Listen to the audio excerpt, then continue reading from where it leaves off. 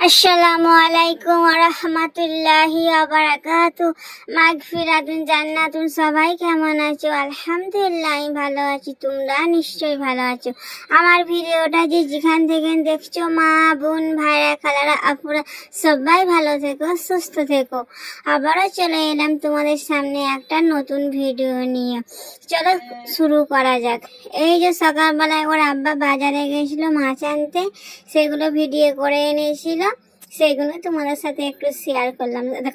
দেখছো কত মাছ পুরো জ্যান্ত, আর এগুলো বরফ দিয়া মনে হয়। সব ধরনের মাছ এখানে পাওয়া যায়, চুনো মাছ, চিংড়ি মাছ, ট্যাংরা মাছ, কই মাছ, যত রকমের মাছ আছে না দেশের চেয়ে এখানে ভালো পাওয়া যায়, তুমি নিয়ে আনতে পারবে। আর চুনো মাছগুলো এত পরিষ্কার থাকবে, তুমি শুধু ঘরে এনে শুধু ধুয়ে নিয়া। মাঝে মাঝে ওর আব্বা নিয়ে আনে চুনো মাছ, খুব ভালো লাগে খেতে। এই দেখো, তো ঘরে চলে এসেছিল আবার মাছ নিয়ে। আমি এইদিকে সেমই রান্না করেছিলাম আর পরাঠা করেছিলাম, সেইটাই বাসনে ঢেলে নিয়েছি, হয়ে গেছে আমার।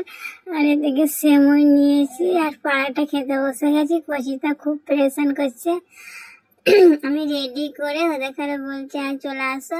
ওর আব্বা আছে, আমার মেয়েটা আছে, আর কচি দেখছে, এই দেখো চামচ করে কেমন তুলছে। রুটি খাবে না, ওর মুখে রুটি দেওয়া হচ্ছে, একদম রুটি খাবে না।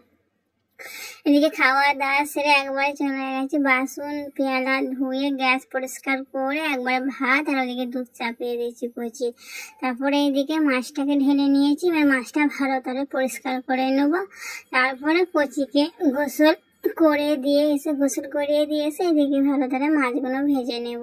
এই দেখো, এদিকে তোমার সাথে মাছগুলো একটু শেয়ার করলাম, ধোয়া হয়ে গেছে, পরিষ্কারও হয়ে গেছে, পানি ঝরা দিয়েছিলাম।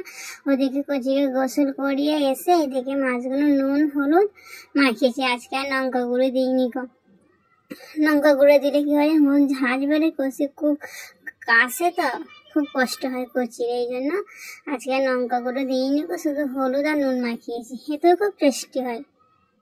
আদা রসুন দেয়, সব রকম মশলা দেবে, দিয়ে ভাজলে আরো টেস্টি বেড়ে যায়, খুব সুন্দর লাগে। আর মাছটা পুরো জ্যান্ত, মাছটা এমনিতেই দেখে খেতে যাচ্ছে।